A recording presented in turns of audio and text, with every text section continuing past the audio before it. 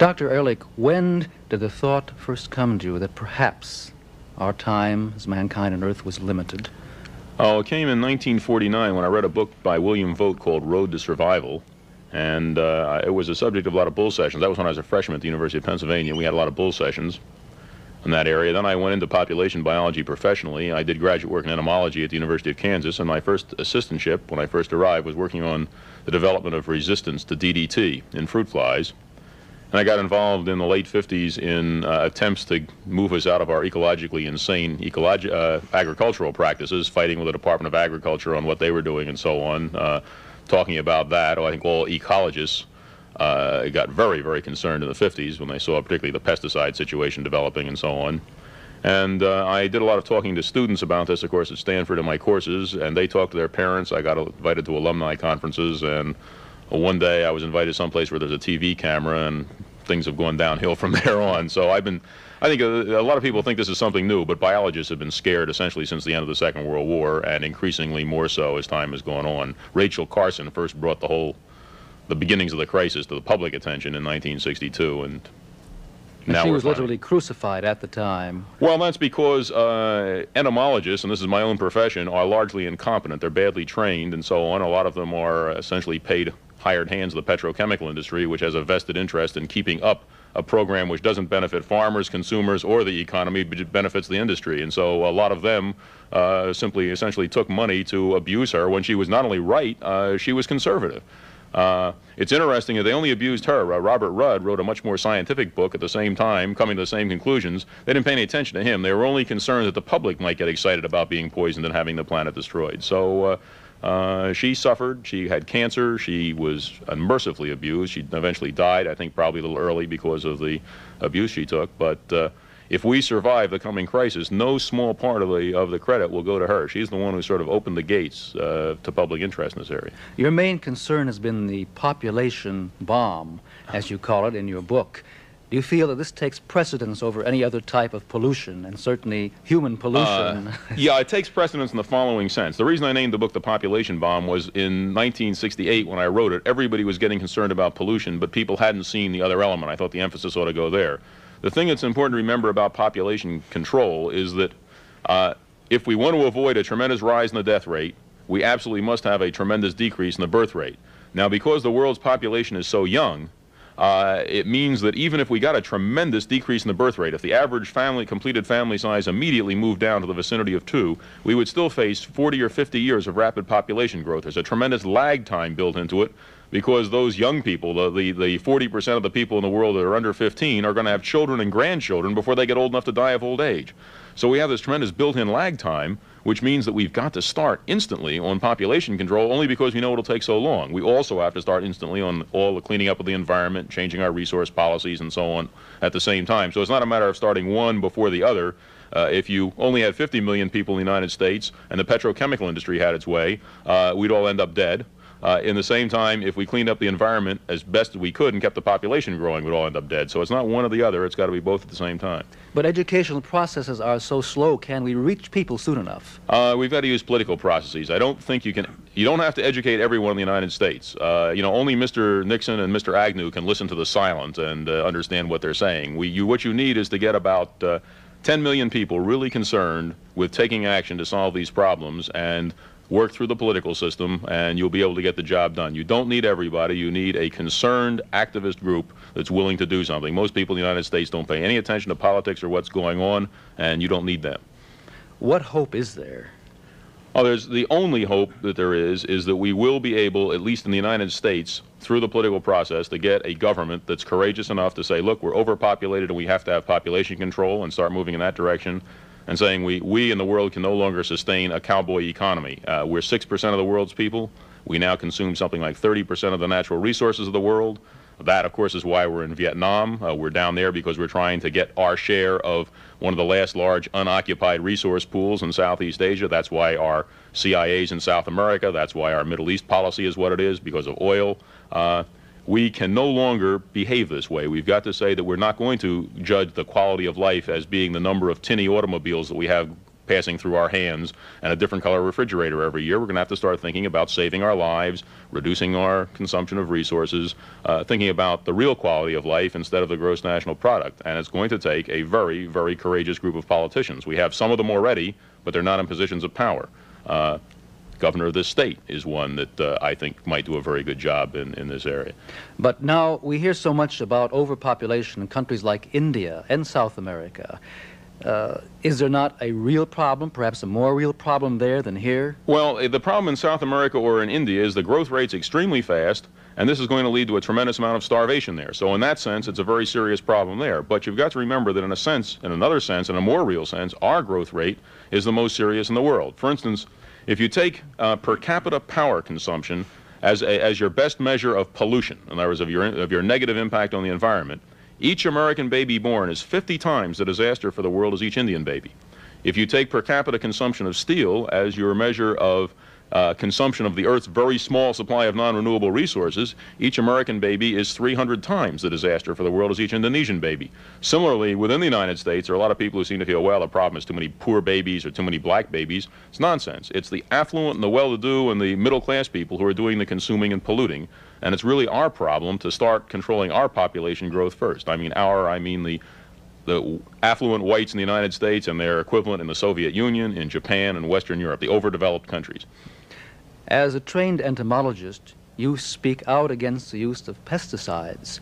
What alternatives are there to keep up the quality of our produce? Well, first of all, one of the great fallacies promoted by the industry is that the quantity of our produce is a product of pesticides, and that's nonsense. It's a product of agricultural advances made in the 30s before we used synthetic pesticides. Second of all, it isn't a question of getting rid of all pesticides. It's of getting rid of the hard pesticides, chlorinated hydrocarbons, and they should be banned instantly. If we could get the Department of Agribusiness to do something about it, it would be a great benefit. You can use soft pesticides in appropriate circumstances, but what you have to move to is what people call integrated control, and that is using a mix of methods that are appropriate to the situation. Above all, not using controls on insect populations unless the populations are there. One of the great things that the petrochemical industry has managed to do with the cooperation of the Department of Agribusiness in Washington is to convince farmers that they've got to spray on a calendar whether or not the pests are there. You see, this sells a lot of pesticides. It guarantees the pests will become resistant, which means you can sell more pesticides because the industry says, if they become resistant, just use more pesticide. You see, so it creates a system which guarantees the promotion of pesticides. It also guarantees that you'll develop more pests. In other words, it promotes non-pest species to pest status. So you have a business which creates more demand for itself and more targets for its own use. Now, it's beautiful. What it does is it costs farmers a lot of money. It gives us smaller agricultural productivity than we could have. It does support the Entomological Society of America because, of course, it's essentially bought by the petrochemical industry. If you look, here's a classic group of scientists who have sold their souls to industry. Open the front page of the bulletin of the Entomological Society of America, and you will see the list of sustaining associates, essentially every petrochemical company in the United States. It's a small wonder that most applied entomologists, not all, there are some excellent ones who understand the situation, are quite happy to run around and damn Rachel Carson, eat DDT, one of them ate DDT, in a congressional, in a state hearing in California. Nobody in the world argues that DDT is not immediately poisonous. Everybody knows it isn't. But to impress the public, he actually ate DDT. This is the sort of thing he can do for money. Now, given the population explosion, let alone in this country, what ought the government to do about this? Well, what it ought to do is this. The first thing, you don't want to put, I'm against government interference in our lives. You want to minimize that. So the very first thing the government should do is try and take the pressure off to reproduce. There's a lot of pressure in our society now to reproduce. If you're single, people try and push you into getting married. You know, your wife, you have a bachelor over and your wife says, gee, shouldn't I have a nice girl over? The idea is, nobody should escape. So there's pressure to get married. Young couples, if they don't have children, people say, gee, they must be sterile. They never say, gee, maybe they like good wine and going to the theater and so on. They prefer that to scraping diapers. So there's pressure to have children. So the first thing that should happen is that the president ought to say, from here on out, no intelligent, patriotic American family ought to have more than 2 children, preferably 1, if you're starting a family now. Not any law, but just say this is what responsible people do. He ought to make the FCC see to it that large families are always treated in a negative light on television wherever they appear. There ought to be a tremendous amount of television time devoted to spot commercials, the sort we've had against smoking. But the ones in the middle, say in the middle of Beverly Hillbillies, you get a scene which shows Los Angeles in the smog, and it just says this city has a fatal disease. It's called overpopulation, and so long. Now, that sort of campaign, you could have a census, a sample census, which would see whether that was having a desired effect. If that didn't, you could move to giving women bonuses for not having babies. That almost certainly would do the job. If that didn't have the effect, then you could move to changing the tax structure so that people who had the money and had the children paid for the children. In other words, you would increase taxes on people with children rather than decrease them, since when they have the children, they require more services. If that doesn't work, then you'll have the government legislating the size of the family. And people say, oh, that's impossible. Government can never intrude and tell you how many children to have. Well, I got news. You know, it intruded a long time ago and told you how many wives you can have. And there's not the slightest question that if we don't get the population under control with voluntary means, that in the not-too-distant future, the government will simply tell you how many children you can have and throw you in jail if you have too many. Unfortunately, you have said that time is not on our side, and what you just mentioned could take too long. Well, let's put it this way. Time, in a sense, will be on our side as soon as we start moving. And the reason is this, that we're going to face disasters in the future because the gap between food and population is bound to grow. For instance, we've already released so much DDT into the environment that if not another single molecule was released, the peak runoff into the oceans wouldn't come for about a decade, and the peak deleterious effect in the oceans might be 20 or 30 years off. So there's going to be disasters.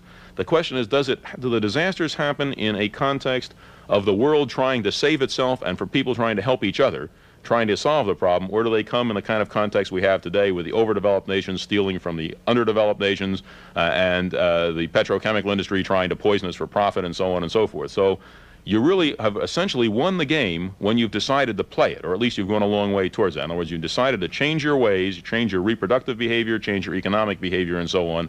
Then you've immediately increased your chances tremendously. What disasters do you see if we don't change our ways? Well, we're losing 10 to 20 million people a year to starvation right now. That's a big disaster already, and that will inevitably increase. It may not increase next year. Worldwide. Worldwide. Oh, and in the United States, too. Mm-hmm. We are very close to a famine disaster in the United States because of the things that air pollution is doing to change the weather. We have entrained a series of weather changes which now look like we may have a very serious, very large weather change in the United States, which of course will hurt our agriculture tremendously. So we're close to famine in the United States, too.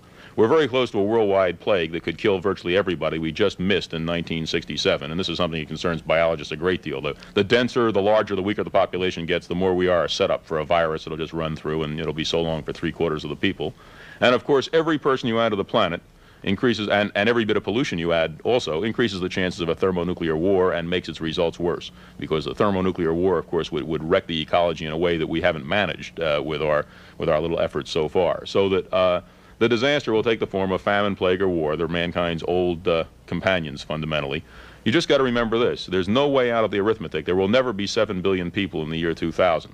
The only question is, why won't there be 7 billion people in the year 2000? Will it be because we've had so many people die off of those things, or will it be because we have managed to bring the birth rate down a long way? I believe somewhere you have given 1972 as a point of no return. Yeah, it's a point of no return because if we don't have a responsible government by then, we got to wait 4 more years before we can get one. And that's just too long to wait. In other words, because of all the lag times and so on, if we can't get moving in that direction in 1970 and get a president by 1972, then it's just hopeless. So my own feeling is that should be our watershed. If in 1972 things are still being run the same old way, then at least as far as I'm concerned, the ball game will be over. I got to point out that many of my colleagues think it's already over. I'm considered a pessimist by the public and an optimist by many of my colleagues. So, and the future will tell if there is a future. That's right. Thank you, Dr. Ehrlich. I've been speaking with Dr. Paul R. Ehrlich, author of The Population Bomb.